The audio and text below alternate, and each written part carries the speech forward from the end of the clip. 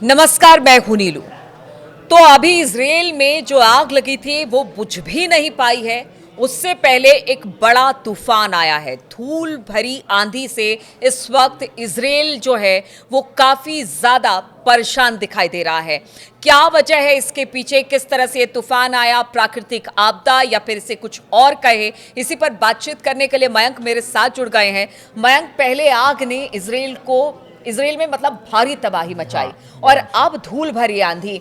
क्या कहना है, क्या ये एक प्राकृतिक आपदा है, क्या है, कितना नुकसान इससे हुआ है? क्योंकि पहले ही नुकसान से जूझ रहा है, आग के नुकसान से इजराइल, और अब ये आंधी। देखिए, ये जहाँ तक आग की बात है, अभी तक इसमें 18 से ज़्यादा लोगों को गिरफ्तार किया गया है इस आरोप में, आग के लगाने के आरोप में, और जिसकी जांच चल रही है। और इस आग की वजह से इजराइल में बड़ा ज़बरदस्त नुकसान हुआ है। देखिए, सैकड़ों घर जल के राख हो गए हैं, बहुत सारी जो फार्म्स थे वो जल चुके हैं। लोगों को 3 सेटलमेंट्स ऐसे थे जिनको हटा के पूरे लोगों को विस्थापित करना पड़ा है, दूसरी जगह ले जाना पड़ा है। इससे इजराइल के व्यापार को बड़ी ज़बरदस्त क्षति पहुंची है। और ये ऐसा बताया जा रहा है कि पिछले 4 दिनों से, जब से ये आग लगी है, तब से इजराइल में हर चीज़ जो है वो मान लो थम सी गई है।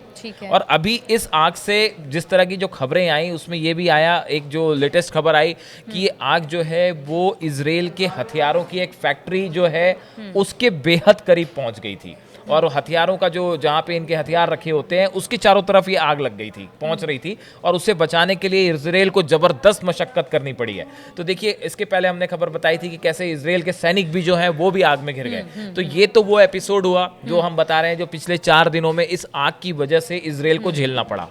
लेकिन इसी बीच जो दूसरी खबर है, जो सोशल मीडिया में चर्चा में छाई हुई है, वो है ये डस्ट स्टॉर्म, जो धूल भरी आंधी इजराइल में जो है। बताया जा रहा है कि ये जो नेगेव रेगिस्तान है, इजराइल का एरिया जो है, वहां पे और बीर शेबा, ये 2 इलाके में अचानक जो है बहुत जबरदस्त धूल भरी आंधी तूफान आई, जिसकी तस्वीरें, हालांकि ये 2 दिन पहले ये तूफान आया है, लेकिन इसकी तस्वीरें अब सोशल मीडिया में जबरदस्त वायरल हो रही हैं। और ये वीडियो के हम आज जो चर्चा कर रहे हैं उसकी वजह भी आपको बताएंगे। देखिए, एक तो ये जो तूफान की तस्वीरें आई हैं, बहुत ज़्यादा हाहाकार वाली तस्वीरें थी, और इसकी वजह से देखिए, रेतीले तूफान की वजह से सड़कें जो हैं वो जीरो विजिबिलिटी हो गई, पूरे एरिया में फ्लाइट्स रोकनी पड़ गई, सड़कों पे हाईवेज को बंद करना पड़ा, लोगों को अपने घरों में रहने की सलाह दी गई। और फिर उसके बाद देखिए, आसमान में सब, जहां आप इजराइल का आसमान देख रहे हो, धूल ही धूल, और पूरी तरह से जो है आसमान का कलर पूरी तरह से जो है वो धूल भरा दिखाई देने लग गया। इसके बाद जो है एक वीडियो सोशल मीडिया में वायरल हो रहा है कि नेगेव इलाके में जो इजरायली फोर्स का एक बेस है, वहाँ पे इस धूल भरी आंधी के कारण सोल्जर्स जो हैं वो बहुत मुश्किल में रहे, और उसको गेट बंद करने की कोशिश करने लगे, वो एयरबेस के दरवाजे बंद करने की कोशिश करने लगे, लेकिन वो हवा की रफ्तार जो थी वो 100 किलोमीटर से भी ज़्यादा थी। तो इससे भी बड़ी दिक्कत हुई। उसका वीडियो सोशल मीडिया पे वायरल हो रहा है। और देखिए, एक तो गर्मी बहुत ज़्यादा इजराइल में इस समय, और उसके बाद ये आग और ये तूफान, ये 2 घटनाओं ने 4 दिन के अंदर इजराइल को मानो रोक सा दिया था। बिल्कुल। हर गतिविधि रुक गई, व्यापार रुक गया। इस आग की वजह से ना जाने कितने लोग झुलसे हैं, घायल हुए हैं, जो अस्पतालों में भर्ती है। अब इस पूरे मामले के बीच में देखिए, हम जो आज ये वीडियो चर्चा कर रहे हैं, इसकी वजह है, अगर आप फिलिस्तीन और लेबनान और सीरिया, अगर यहाँ के आप सोशल मीडिया देखें, खासकर गाजा और फिलिस्तीन के, तो यहाँ पे सोशल मीडिया में इस फिलिस्तीन पे जो तूफान और आग जो हुए हैं 4 दिन के अंदर, इसकी जबरदस्त चर्चा हो रही है। मानो हर फिलिस्तीनी जो है वो इसको लेके कमेंट कर रहा है। पहले तो देखिए, हमास की तरफ से ये कहा गया कि भाई इजराइल में जो सब कुछ जो है आप उसको जला दीजिए। उन्होंने ये कहा कि भाई जो सेटलर्स हैं वहाँ पे, जो आप अपनी कारों में आग लगा दीजिए, इजराइल के घरों में आग लगा दीजिए। इस तरह की बात हमास के द्वारा जो है वो सोशल मीडिया में कही जाने लगी। अब उसके बाद जो है, देखिए, आप अगर देखें पिछले 48 घंटे में सोशल मीडिया में इसकी चर्चाएं इस तरह से होने लग गई कि भाई जो गजा में इजराइल ने किया है, ऐसा फिलिस्तीनियों का कहना है, उनका ये कहना है कि जिस तरह से बमबारी हो रही है, जिस तरह से वहां पे एड रोक दी गई, इसकी वजह से फिलिस्तीन में इस समय, गाजा में बहुत बुरे हालात हैं। और इजराइल में जो कुछ हुआ वो उसको एक प्रकार से कह रहे हैं कि ये जो है अल्लाह। हाँ, अल्लाह का अजाब जो है वो है, और एक ये नेचुरल इंसाफ जो है। इस तरह के आप कमेंट्स देखें सोशल मीडिया में तो लोगों का ये कहना है कि भाई ये इजराइल को उसके किए की सजा मिल रही है, और ये कुदरत का जो कहर है एक प्रकार से ये जो है टूटा है। हाँ ये टूटा है, और इसकी वजह है जो कुछ इजराइल कर रहा है। इस तरह के कमेंट्स जो है वो फिलिस्तीन में बहुत ज्यादा सोशल मीडिया में वायरल है। मयंक, चूंकि देखिए दो तरफा मार इस वक्त कह सकते हैं इसराइल के लिए, जिस तरह से ये प्राकृतिक आपदा कह लीजिए या आग को लेकर बहुत सारी बातें सामने आ रही थी उसे, जो आग की घटना हुई वो जेरूसलम से लेकर तेल अवीव तक वो पूरा रास्ता एकदम चौक बंद हो रहा, गया, बंद रहा।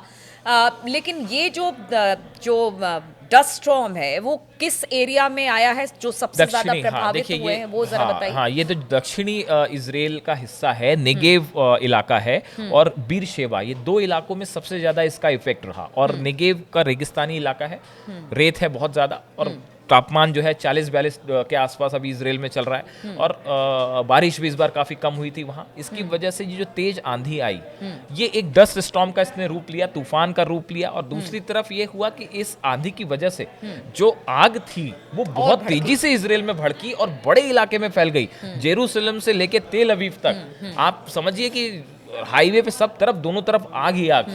जो अमेरिका में जो आग लगी थी उसकी लॉस एंजलिस वाली फायर, वो वाले जो है हालात दिखे। इजराइल ने जो है, नेतन्याहू ने कई कंट्रीज से मदद मांगी, एयरप्लेन्स भेजे गए, तब जाके अब हालात थोड़े से पहले से बेहतर हुए हैं, लेकिन अभी भी आग पूरी तरह बुझी नहीं है।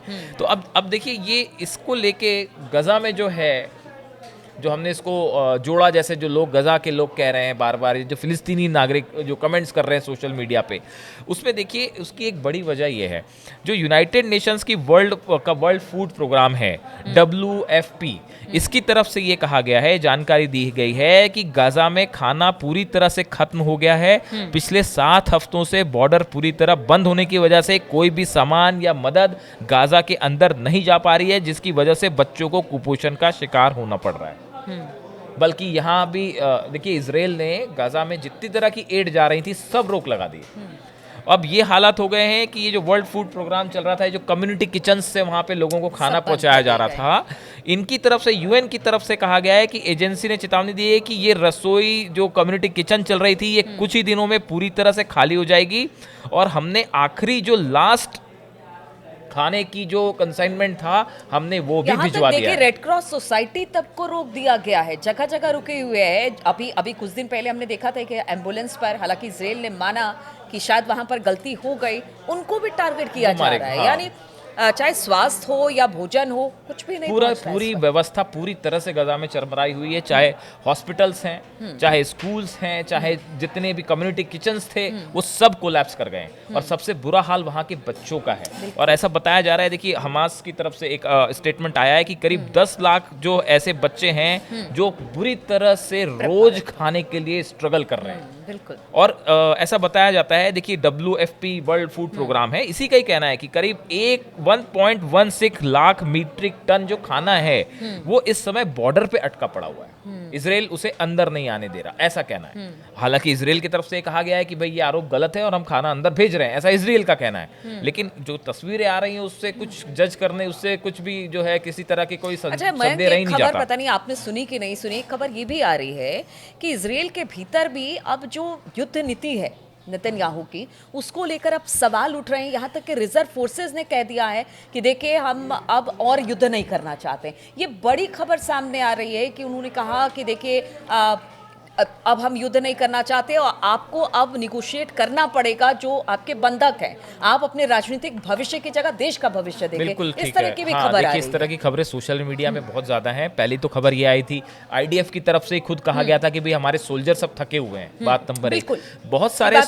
बहुत सारे सोल्जर्स को खबर आई कि इजराइल ने IDF से हटा दिया क्योंकि वो सरकार की नीतियों का खुद विरोध कर रहे थे। बताया जाता है 3000 से ज्यादा इजरायली सोल्जर ऐसे थे जो अपनी सरकार की नीतियों के खिलाफ थे, तो उनको वहां से उन्होंने इस्तीफा दे दिया गया या उनको हटवा दिया गया वहां से। और अब आप जो तीसरी चीज कह रहे हो, देखिए बंधक कहाँ है, बंधक वाला सॉल्यूशन तो अलग ही पड़ा हुआ है, वो हल ही नहीं हो पा रहा है। वो इजराइल बल्कि शुरुआत इसी से हुई थी। अगर आप देख लीजिए इसके जड़ में पहले हमला किया गया, वहां से इजराइल के लोगों को बंधक बनाया गया, फिर उसे छुड़ाने के लिए वहां मूल पर जो हाँ कहते जो ना आप कि- कह रहे हो जो हाँ, हाँ जो मूल मुद्दा था वो तो दरकिनार रह गया दरकिनार हो और गया। बदले में जो है आपने पूरा गाजा तबाह तबाह कर कर दिया है। और उसके बाद अब ये हालात हैं वहाँ पे कि जो लोगों में आक्रोश है, गुस्सा है, वो इजराइल में ये जो घटनाएं हो रही हैं कि आग लग रही है या आग लगी या लगाई गई, वो तो अभी और जांच के बाद पुख्ता सबूत में सामने आएगा कि क्या वाकई ये हमास ने करवाया है या एक नेचुरल कैलामिटी थी। लेकिन जो तूफान आया, जो आग लगी, अब लोगों का फिलिस्तीनियों का इतना जबरदस्त गुस्सा है कि वो इसे बता रहे हैं कि ये अल्लाह का इंसाफ है, मतलब भगवान का ये इंसाफ है और वो सजा दे रहा है इजराइल को। तो ये सोशल मीडिया में इस तरह की चर्चाएं बहुत ज्यादा छाई हुई। बिल्कुल। तो देखिए 2 दिन से हम आपको बता रहे हैं, पीछे 2 दिन के वीडियो में आप देखेंगे कि किस तरह से आग लगी, किस तरह से तबाही मची है। और एक और चुनौती अब इजराइल के सामने है, जो वहां पर धूल भरी आंधी आई, उसकी वजह से भी कहा गया कि बहुत नुकसान हुआ है। अब इसे लेकर तरह तरह की बातें आ रही है, सोशल मीडिया पर बहुत तरह की बातें हो रही है कि जैसा इजराइल कर रहा है